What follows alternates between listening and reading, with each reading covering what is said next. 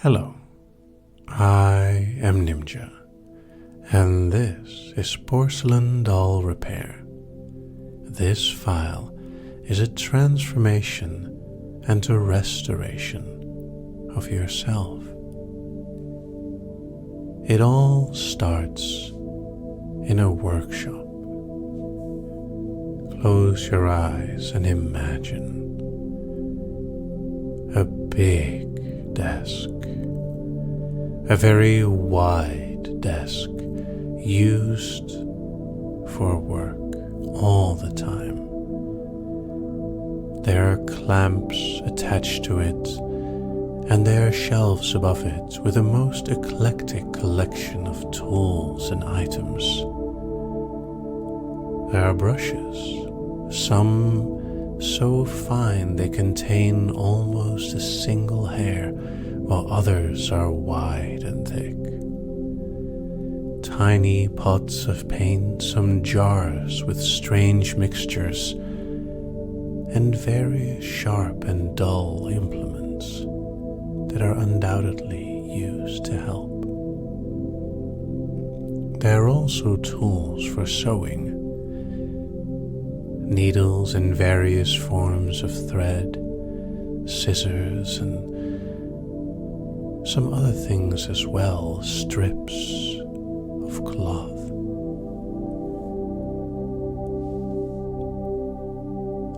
There's also some glassware, magnifying lenses, and other things to help see better. The light above is not the only lamp here. There's a smaller one that can be moved for precision.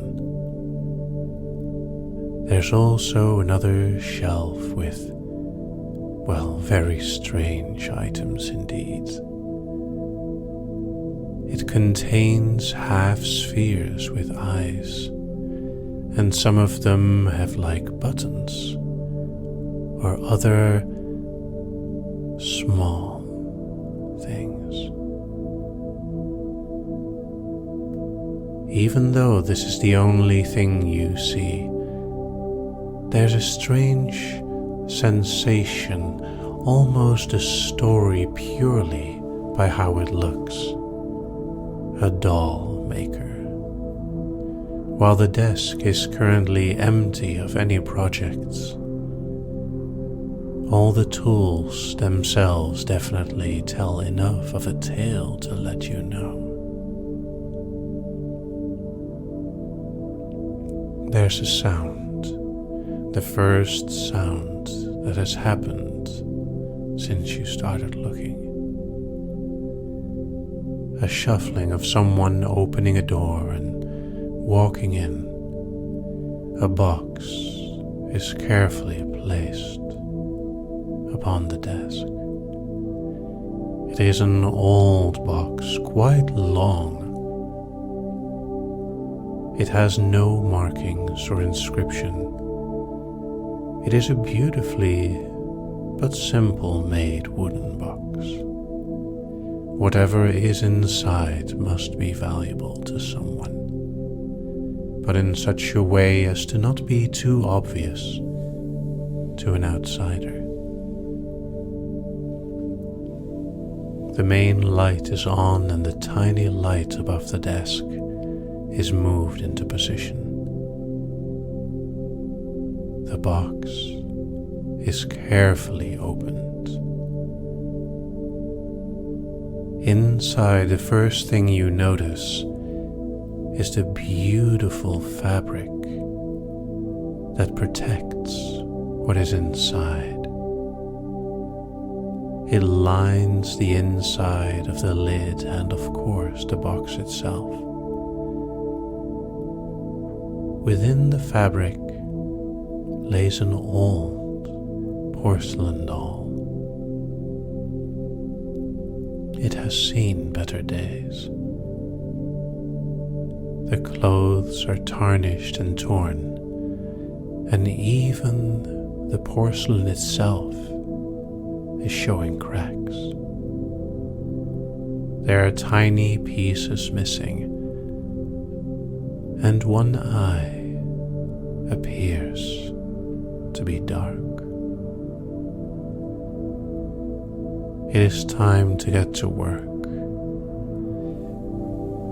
The strong but careful hands that lift the doll out of the box move with a gentle grace and practice.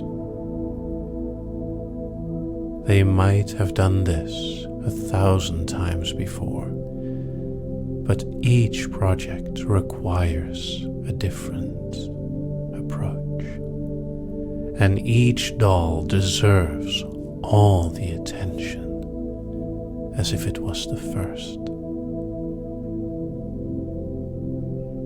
To begin, it is important to inspect everything.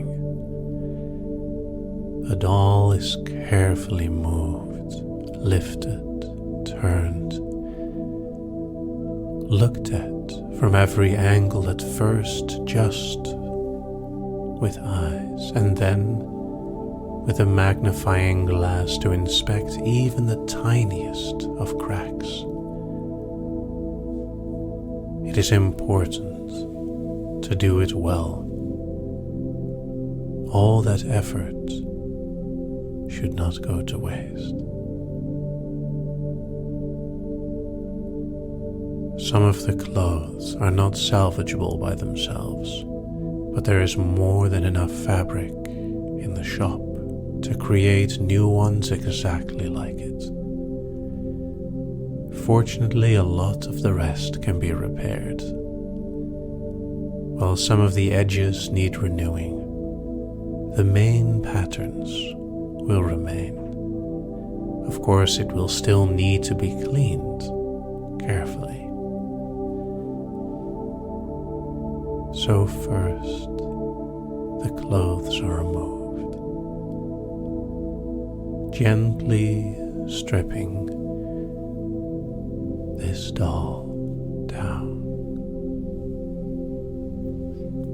And for now, placing the clothes aside.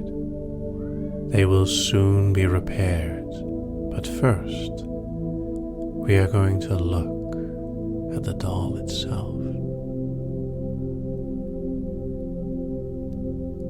As always, inspection and validation takes time. Carefully placing fingers over the porcelain, feeling for the tiniest imperfections, the smallest cracks that may otherwise escape even these watchful eyes. Every part is checked. Slowly you can feel how they make the time seem like nothing at all. Some of the stranger jars from the shelves are being picked and lifted down. A mixture is being made. It's almost like a cement, but colored. This is one of those moments in the repair where choices have to be made. Fortunately, it was already decided to use gold for the cracks. Rather than trying to hide any imperfections, they were to be celebrated, to show what the doll had gone through and survived. This part of the process was one that took the most time, because there was no way to tell how the surface would react. Practiced fingers gently, carefully moved over the surface, placing in between the cracks and massaging it in, making sure to smoothen the surface.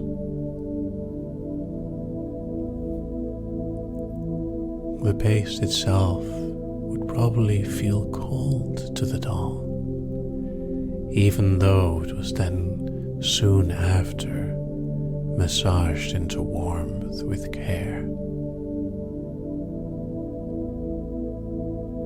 The pale skin of the doll shone beautifully in contrast with the gold. The more dull paste allowed the cracks to become beautiful and fascinating.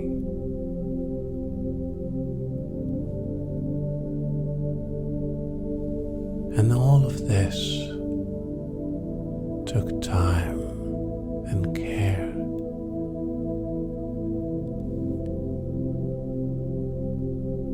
Face, head, arms and hands, legs and feet. All the pieces of the doll that were made in porcelain were carefully repaired. Sometimes it required a bit extra effort.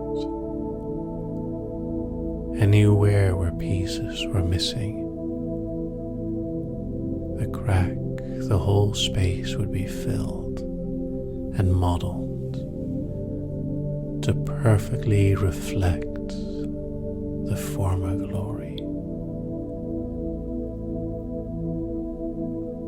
It is easy to tell that the doll maker enjoyed their job. The patience in those touches, the warmth in the movements.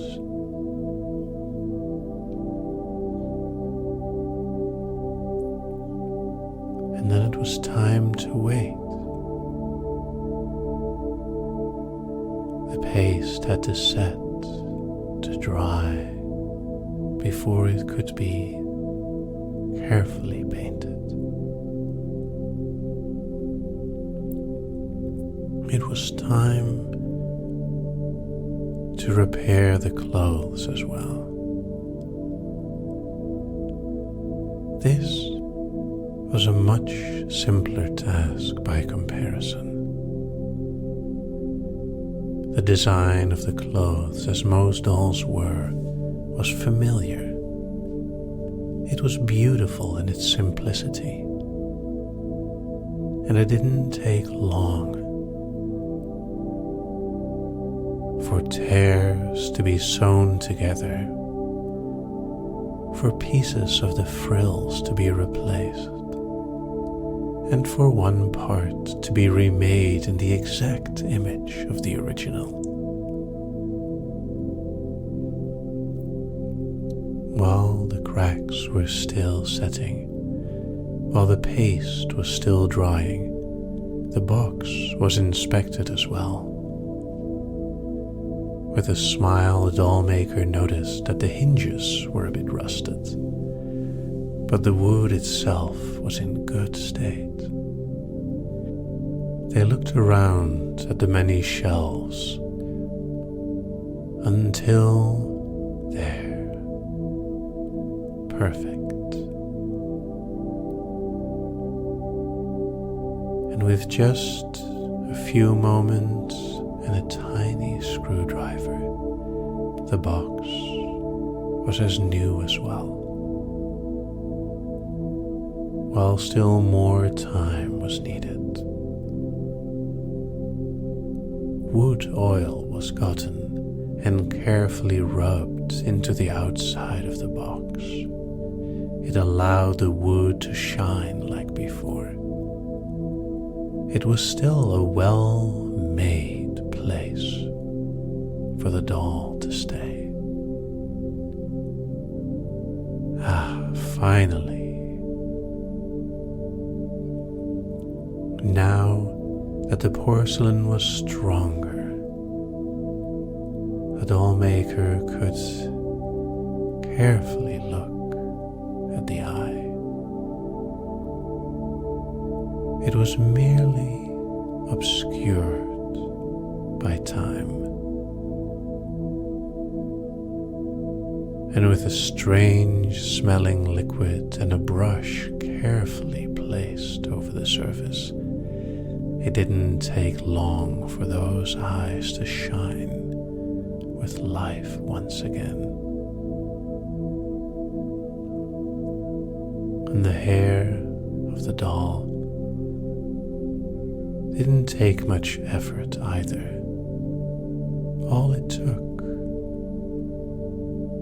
was a soft brush and patience.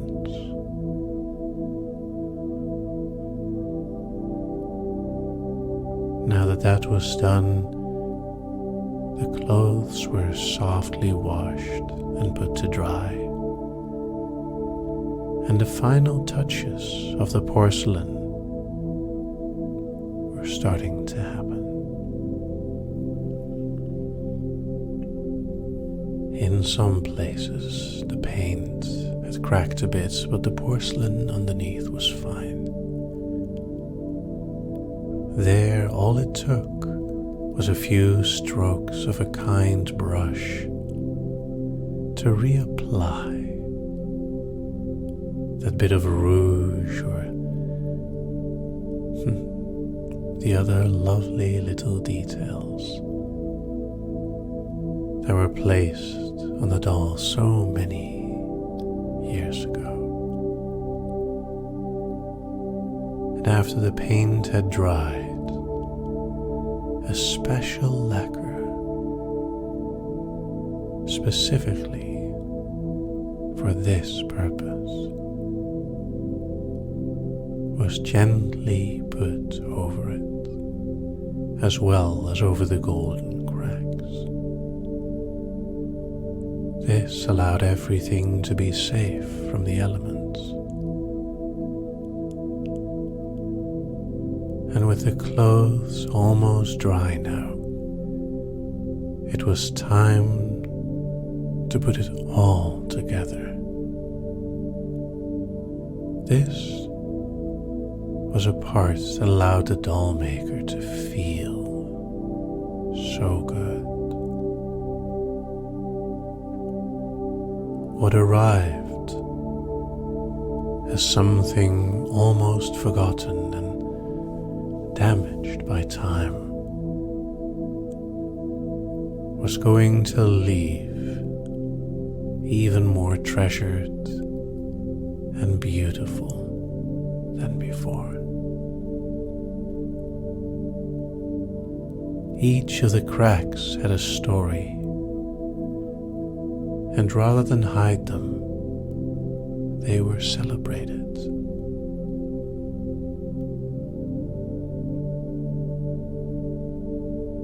It was a beautiful sight to behold. Of course, for now, the doll would be allowed to safely rest in the box again, with hinges that moved smoothly, with freshly washed clothes and a beautiful shine in their eyes. It wouldn't be long until the box would open again.